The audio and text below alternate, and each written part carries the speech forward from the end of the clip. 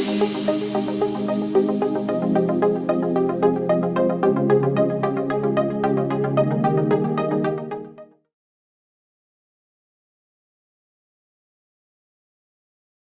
morning, ladies and gentlemen. At the end of my presentation, if I have unsettled you guys, being very uncomfortable, then I will feel my objective, right? Primarily, the theme, I believe, business succeeds, is left to all of us in this forum today. So, in the 30 minutes that I've been allocated, I'm trying to touch upon the business context that we live in today, what's beyond technology, the challenges facing us, and how we could unleash value to the business, and realizing our potential depends on all of you in this auditorium. So quickly, since time is of essence, I thought I would use a few videos to convey the messages that will far reach beyond the 2020s of this decade.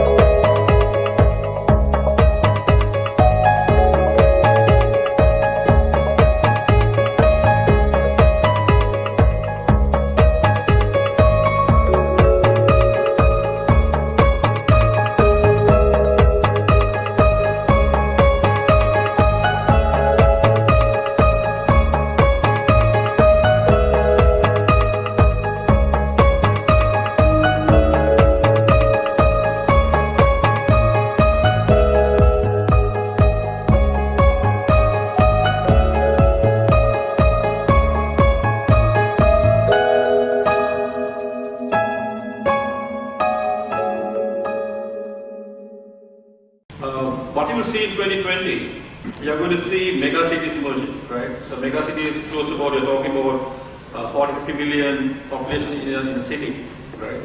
And with 8 million population, there's an emergence of middle class, which is going to be phenomenal. Resources are going to be scarce. There is increasing shift towards city dwelling, right? That urbanization is going to be the way that you're going to see. And with urbanization, you're going to probably sever the connection with rural folks, and you're going to get connected on cyber, right? Like Facebook. Today, I'm sure that we spend more time interacting with our friends and our social communities on social media than face to face, which is a fact. I recently read an article where Google has stated that for their users, privacy is not a concern, right? And which is, I think, will become fact, because today's security and privacy is anybody's guess, right? Because it's a paradigm shift that we are facing. That today there's so much of data out there, we don't know what's about us, which is out there, and who's reading about what in that sphere alone. So, given technology itself, as you would see when megacities are emerging, it's difficult for us to manage technology in silos, right? So, cognitive systems is how megacities are going to get managed, right? Because there is intelligence in everything that you would see, including your street lamps. There's another video that I will show probably. I hope the audio doesn't fail me there. And computation is reimagined. Today, computation is going to happen at a phenomenal speed. Like you see, the mobile phone that you carry has far more computing power than what we used to have in enterprises. Right? And human being is going to have a lot of insights to help us see a day through. Even that video illustrates that even if you want to cook a meal, there will be enough information to guide you through every step of the way, so that you don't have to be an expert in culinary to cook a meal. Right? So much information out there, as long as you can get the right information coming to you to do what you want, that's all you need. That's the cognitive systems and insights that we're talking about. And 2035, according to research, there is going to be fully fledged robotic policemen who will police the streets. Right? Robotics is going to be the norm into the future, and we have to get probably comfortable with that, and that's going to be the way things are going to emerge from the factory floors to common day-to-day things. You're going to be robotics in your day-to-day lives. Today, we are very specific about whom we solicit services from. IT services, we are very specific about vendors, we are very specific about brands. Going forward 2020, it would not matter. Today, I will just have a chat with Mr. Jayantalis as well, outside the corridor. Today, when you go and download an app from an app store, I don't think you put a lot of weightage or authenticity or who's developing those apps on the app store. Because you give credit, as long as it's on the app store, I don't care. I'll use it. Right? That's the way the world is going to move. The IT services or anything that you consume would be up there in the cloud. You wouldn't worry as to who's creating it, as long as it's usable for you, it has a benefit for you to use it. So enterprises in the future, and even as of today, we are seeing are becoming virtual, right? It's virtual offices, virtual teams. Today, we are proud to say that John is Sri Lankan. In another 5 years, I don't think we can say that, or any company can say that, because we will be a virtual enterprise. We will have a virtual market, we will have a virtual team who could sit practically anywhere in the world, because technology facilitates that. And if we let technology facilitate that, a company could be global. If you want a company to be local, so it will be local. Right? That difference is in terms of our thinking, what we want it to be. Right? Systems would be always on. Right? There is no company which can say, I start at 9 o'clock, I switch off at 4. Companies will be 24/7. Because you will demand that companies are 24/7. I know gone are the eras where about 20 years back to stay, you step into my door at 9 and you might kiss goodbye by 3 o'clock after I will serve you. Today, if they tell that to you, you will say, go fly a kite, I'll find another bank. Right? Because as consumer, you have much more power and choices to determine how you would interact with the business and what is the level of service that you would command. And the changing demographics becomes an opportunity for you. Today, I think I have been an advocate in my organization of this single version of truth. Today, there's a fallacy, right? There is no single version of truth because there's so much of data out there in terms of big data. You cannot practically consume all of that and say, I have a single version of truth about anything. I have limited information in my house about what I know, what I need. But beyond that, there's so much information out there that which we cannot comprehend, right? So, single version of truth going forward is going to be a fallacy. Talent itself, in terms of facilitating businesses, is going to be a huge challenge. Today, one of the biggest challenges that we face as our community is finding talent when you want to do something, right? That's becoming a very scarce resource, and it's becoming a resource that you're willing to share, right? You're willing to source from anywhere, crowdsourcing, for example. It's going to become a norm, right? As long as I know this place has credentials, I don't care whether he's sitting in US and serving me or he's sitting in Tibet and serving me, as long as I got a legitimate way of consuming his service and legitimate way of assuring that he is a critical resource. So the business will be driven by a new breed of CIOs. When I say CIOs, it doesn't stand for Chief Information Officer, but more of Chief Innovations Officer. Because today, IT has so much potential to offer, but sometimes as CIO community, we are finding it very challenging to take the proposition to the board and say, hey, look, this technology can give you business benefits. Are we able to have the debate or discussion in good business sense? So beyond technology, as you would just look at, today across the world, capitalism is being challenged, right? Why do I need to spend money and tie up my capital if I can pay by ring, right? That's the evolving cloud model. Why do I have to tie up cash if I can consume something that I need on a commodity basis? And what's the advantage I would get? I think that's the famous Nicholas Carr's debate that IT does not matter, right? IT is a commodity. As long as it's a commodity, it does not give a competitive advantage, which is not true, because all of us sitting in this room have a brain, right? That doesn't mean brain becomes a commodity, but it depends how you put your brain to use, right? The competitive advantage is not in the asset itself, it's how you use the asset, right? So the transformation is in terms of knowledge, right? It's going to become a knowledge economy, it's going to become a knowledge delivery that we're looking for. So balancing the scale efficiency with attitude efficacy is going to be the tightrope that we all need to walk, right? So the economics of transferring these would depend on value that you create, because today value that you create is momentarily, because it perishes as the sooner you consume, right? Even a cloud service. Today I got a need to send an SMS, I'll take my phone, send an SMS, that's it. I have received the value.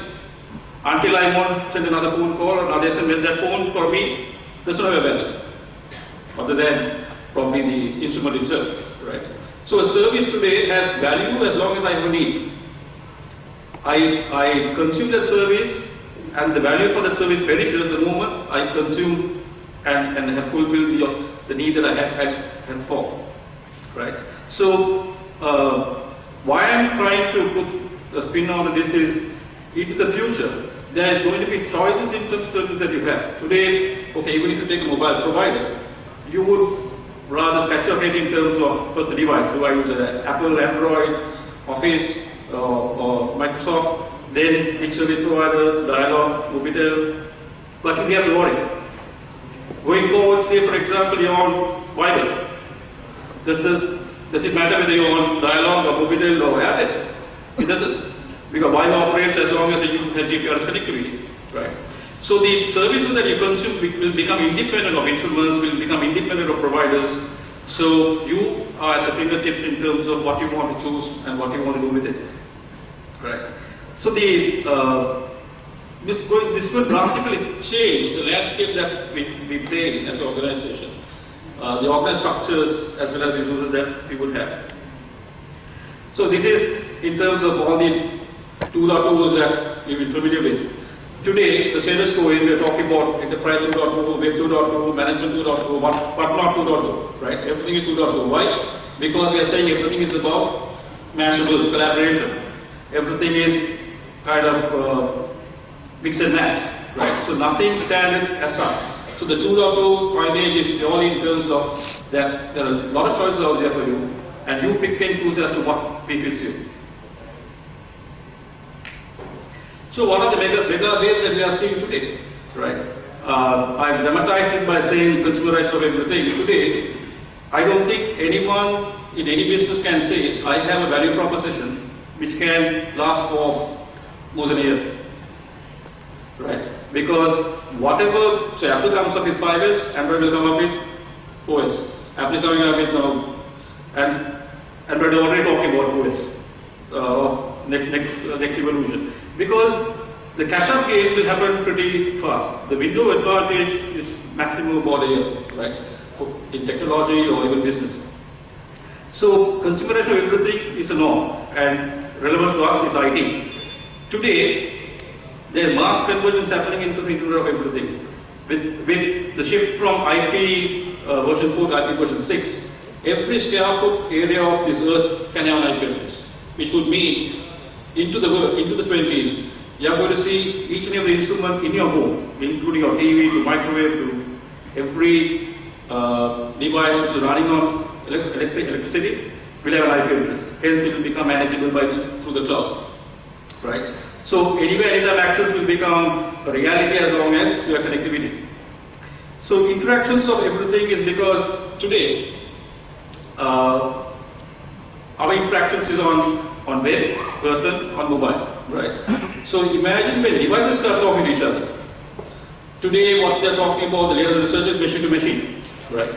So you're driving a car, your car battery is running out of gas. It communicates to the nearest station or to recharge, or through GPS tracks the nearest station to go and recharge its batteries, and it gives you a prompt saying drive to this closest station because I have to recharge myself, right? So without you knowing, the cognitive systems are going to make decisions for you, to make your life easy, and to make running businesses easy, right? So the big data, again I said that single version of truth is a fallacy, because big data is all about saying that there's so much of data out there which even you are not aware that is about you, right? Because today people come and say, hey, I read something about you, I said, yeah. So you don't even know what's getting posted about you, good or bad, right? Because that's the sophisticated world that we live in. So cloud of everything is going to be a reality, because last month I was actually in Singapore. I went to one of the stores. They had Seagate had a 3 terabyte hard disk with Wi-Fi Bluetooth enabled called your foundation to the personal cloud. You can hook up to 8 devices. You can sync on Bluetooth, Wi-Fi, whatever instruments that you have. So which means that you don't need to have a hard disk in any of your devices. But that's my personal cloud, right? I carry that and go. I have all I want intact, including my contact list to emails to photographs to whatever stuff, right? So cloud is getting coined or transformed into something that everyone has a purpose for, not only the enterprises. So I spoke of value chain. These 2 slides that I'm going to share is based on the Blue Ocean strategy. I don't know whether you have read the book Blue Ocean Strategy by Kanchi. I would encourage you all to read that. Because ultimately, if you want to create value, there are a couple of questions you need to ask: who, how, what, right? And that will in turn take you to the strategic canvas, right? Because today, if you are looking at differentiating yourself, this is about circus. Examples have been illustrated here. If you take a strategic canvas, if you evaluate your product or service that you're offering around 10 attributes, you need to look at what are the 2 or 3 attributes where I could uniquely differentiate and give price advantage. That's the differentiation that you are looking at, and whether in those attributes that you are looking to differentiate the technology as a whole, right? Say for example, Formula 1 hotel, which has been launched recently in Europe, or recently a couple of years back. Now, they are the cheapest hotel, budget hotel, but they give you the biggest bed in town, right? Because 3/4 of the room is the bed. And the seating is also, they have cushions around the wall, so you can use that as a seat as well. So they say comfort, good rest, cheap price. And if you go to Europe, you probably only go to the hotel to sleep, right? So that's, and it's located next to the airport. I think in the Netherlands as well, they have a hotel. So it's about exactly identifying a market segment, what tickles them, what are the attributes which tickles them, and see whether then technology has a role in differentiating those attributes. So the transformation that we are looking at from a technology point of view is the choices from build, buy versus build to buy and build, integrate. Right? Today we own some, we buy some, we host some, but the key word is whether we could integrate all of those. Back office, technology playing a bigger role in back office, moving to the front office. In marketing, in social media, we're talking about digital strategy, chief digital officers, CIO transforming into marketeers. And recently we had a good debate at VCS, marketing versus technology, who should lead the way in digital marketing. So there are a lot of debates which are happening which are relevant to the businesses. Personal productivity to global productivity, right? Because today it's not about how individuals contribute to the business, but how an ecosystem of individuals could contribute to the business. Data processing from collaboration, because of big data, because we're not talking about traditional information, we're talking about futuristic, predictive analytics. Sitting today, what can I do tomorrow, right? Today I know with SAP HANA, there is so much of power. Apparently Sinclair recently has done a case study where within the airport, they use analytics of seeing where the subscribers are moving around and what they have been purchasing, and then using those analytics to say that at these stores there are promotions which are specific to you, targeted. Right. So this is again in terms of the strategic analysis. There are 10 key innovation levers that you have. Right. Now these are different companies who have used it to their advantage and succeeded. I will probably share this slide deck on my website as well, so you could probably look at the video as well at your leisure. So here you will see each company has a different unique proposition, different unique attributes, and become market leader in its own sense. And technology has played a bigger role in many of them.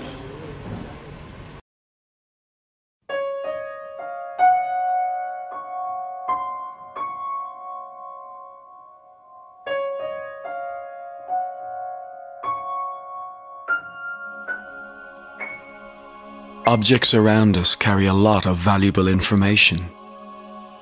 Over time, this information has been lost because objects were not able to transmit it. But that has changed. After nearly 100 years innovating in the ways people communicate, in Telefonica, we've stepped forward to establish communication between things.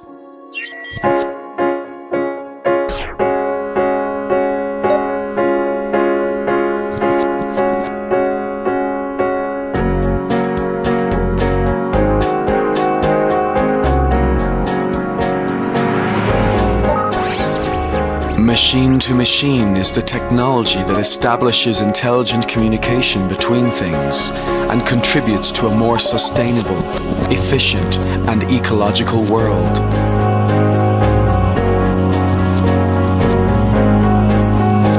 This technology uses the information objects have about the environment and about ourselves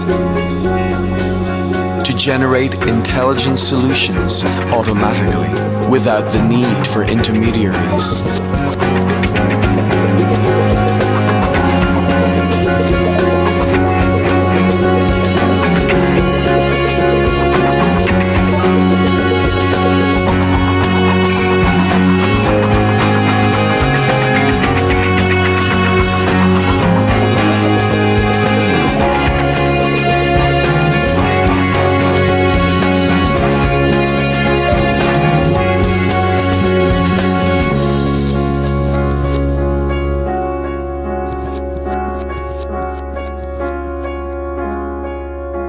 Welcome to the M2M world of Telefonica. Welcome to a better world.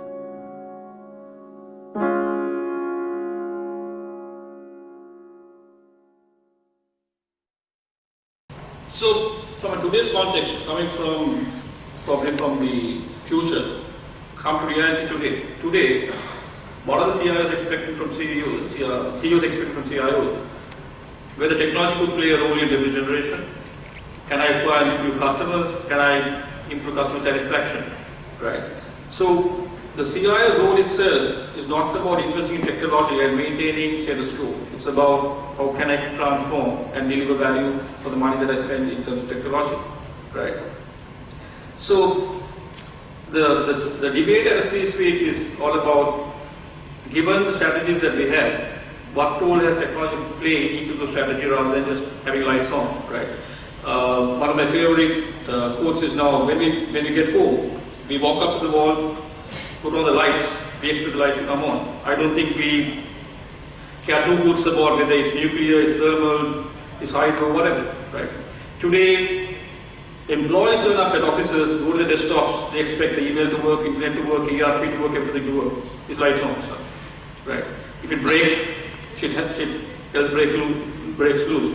But if it doesn't, nobody cares, right? It doesn't give you advantage. That's lights on stuff, like Nicholas Stout said, right? ID does not matter because lights on. So what matters? Today, there are 5 guys who came in badmouth you about your service on social media. Do you know about it? And that is going to be viral in terms of negating your brand. Do we have technology to harvest those and utilize those? Right? So that's the kind of thing which has impact in terms of brand reputation, in terms of looking at general well-being, general growth, and in terms of propagating the good message about the organization. Right? So ultimately, today's CR's mandate is about innovate with the business. Right? We need to understand business strategies. We should be talking business strategies, and we need to understand where technology has a role to play. And we have to jettison non-core activities. Right? So it's important to figure out that 20% of the stuff which delivers 80% of the value and focus energy around that, not on the 80% of the stuff which delivers 20% of the value and hence consume bigger part of your time. Right? And again, what I said, the mosaic of small companies and free agents are what's going to support you into the future, not the big companies like the, I don't want to name brands, but the big 5s and the big 10s may not be relevant in the future because there will be so many commoditized stuff which will add more value to you and which can definitely federate. And if you have the capability to integrate and use that to the benefit of the organization, that's going to give you a compelling benefit to your organization. Right? So it's about optimizing mega systems, what I said. Right? Not about having siloed mega system which doesn't integrate the world, but maybe small system which integrates and gives you that value in terms of being part of the big ecosystem. Right? Focus on the IT innovation, and as I said, balancing privacy security is going to be the biggest challenge. I don't know if there are answers for it, but everyone has to be satisfied that you're safeguarding something until I heard yesterday a Navy SEAL's website got hacked. Right? So I don't know what can't get hacked anymore, right? Because it's about ultimately technology is created by human beings. The threats are created by human beings. So it's ultimately cognitive systems which can keep ahead of a human brain. Watson Labs is, I don't know whether it's creating a computer which is going to be part of the newer dimensions, which is probably the plan release for a couple of years. So cognitive systems is all about artificial intelligence projecting more than a single human brain, right? So that's the kind of thing which could probably balance these kind of threats in terms of bringing AI into operational norms. So what are the value drivers in today's context which would compel us to invest in IT? Hypercompetition. Today we are in a virtual world, so competition can come from anywhere, right? As you would see, Samsung threatened Nokia from nowhere. BlackBerry, who was king of the enterprises 10 years back, is 3% market share, wanting mobiles. Yesterday Nokia got acquired by Microsoft. So competition is going to see consolidation in the market, and with consolidation obviously you will have the economies of scale, and as I said, you would probably have lesser choices but more cost-effective choices. Acquiring talent is going to be a challenge, the cost pressures definitely, because every year you're seeing we are always asked to do more with less, right? Consumer needs are changing. It's difficult to map a single consumer, because today consumers don't like mass marketing. They want one-on-one relationship. They want them to be treated special, right?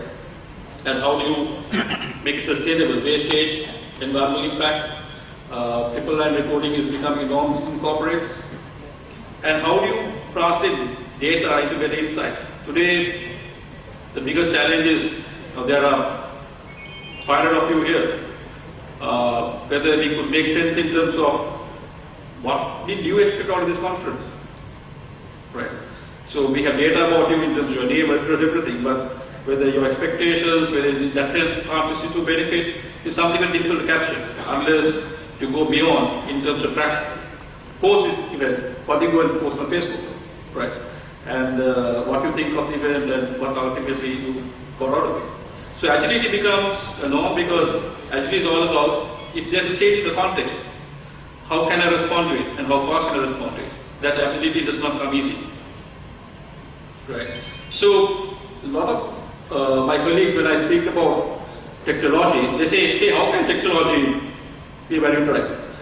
This slide was confusing, is just to say there's so much opportunity out there for technology to add value. But whether you understand the potential of that and whether you can marry that to your organization is in you, right? Because technology is never short of promises, but that promise has to be converted into realizable value by a human being, ultimately. So, my take on the subject is always, if you want to succeed at a boardroom level, you got to show 2x is going to become less than 2x in terms of cost. There is some benefit. So, only way you can shave off the part of 2x is outsourcing non-core stuff, or saying this is non-core or this is a utility. Someone else has the economics of scale that I don't have. Like what we did with email, we outsourced to 365. For voice, we outsourced it to Sri Lanka Telecom. Because that's not a core activity of our business, but someone else can make the economics of scale bigger than my addressable space is 3,000 employees, right? But then it frees up much more time for my team to look at more strategic stuff in terms of looking at revenue generating opportunities and in the front line, right? So that's where the entire ecosystem and the entire boardroom level discussion needs to happen around this slide. So ultimately, unleashing value is all about maximizing business value, maximizing IT value alignment, minimizing cost, minimizing cost of delivery and risk, which becomes sustainable because you can't invest in technology at a point in time, unfortunately, because if you're investing capex. But if you're going OPEX route, pay by the drink, it doesn't matter. It doesn't work for you. You say, kiss them goodbye, look at another option. Right? So, business alignment is all about understanding business priorities. Right? Today, say for example, if the leisure segment is not doing too well, I'll be foolhardy to recommend to the board to change the property management system. Right?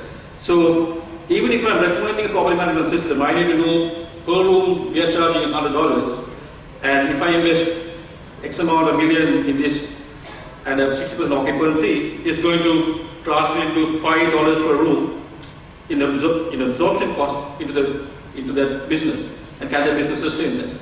And in retail business, which often operates at a 1% margin, it's a cash business but low in net profit. But again, you need to look at the impact of your investment in terms of cash flows, in terms of bottom line, to ensure that those values are sustained.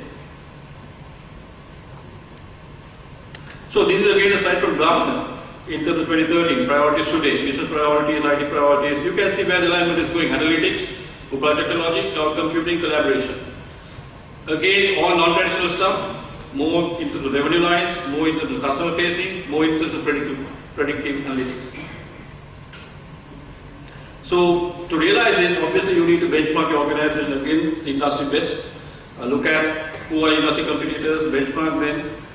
Look at the quantified business value that you would gain from it in technology investment. What is the value that you could create? Align those to that in terms of business IT alignment, and ensure that you have measures which you can track at least on a 3 to 5 year horizon to ensure that value is delivered. So here again, I won't be surprised with the audio is not there, but let me give it a go.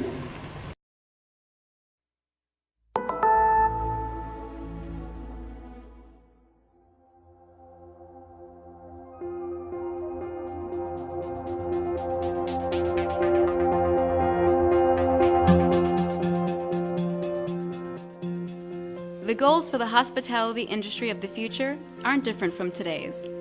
It's not only to fill rooms, but to create a stellar guest experience that leads to repeat business. And in a future not too long from now, a traveler will be able to use outward-reaching, customizable, collaborative technologies and tools to envision a trip, plan the logistics, and enjoy a stay, and feel like a preferred customer at every step. Using technology so connected, systems so automatic, and so integrated in the traveler's lifestyle, she doesn't give it a second thought. The first introduction to the personalized attention she can come to expect is a video chat from the video concierge, Fabrizio. He gives her a virtual tour of the hotel, and since she mentioned she loves to dance, he shows her she has come to the right place. After booking the room, automatically she gets information on her travel arrangements and links she may find useful before her trip. The week before her trip, she receives automated, personalized messages from Fabrizio, updating details and offering additional services. She authorizes linking her stored personal profile to the hotel's communication network, including preferences for pillows, room temperature, minibar requests, and even her music playlist. On travel day, Fabrizio wishes her a good trip and introduces her to the on-site concierge, Antonio, who will greet her at the hotel. When she arrives, the NFC ID in her communication device is picked up by the hotel transceiver and triggers a number of automatic events. She feels right at home. She attends a quick meeting. We have a few things to go over. Jackie, you want to start your report now? Well, I think there's a lot of good Then things heads that for are going dinner. on. She is handed a device that reveals a customized menu based on her profile preferences. After ordering, she syncs the menu card with her personal device, and she posts a message about her experience. Besides being a security feature, the GPS sensor built into her luggage tag alerts the staff to her location as she leaves the lobby. She gets a live thank you from a familiar face and a summary of loyalty points she earned. The Hotel of the Future surrounds the guest 360 degrees from the first moment of contact with unintrusive but pervasive cloud-based services. The hotel becomes the service center, facilitating the whole travel package, acting as the virtual concierge for every travel need, available 24/7 from booking to checkout.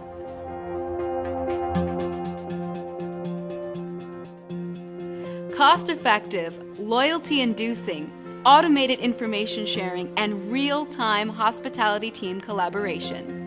Contact Avaya for a consultation about optimizing the future with communications that improve efficiency, are guest-focused, and engender customer loyalty.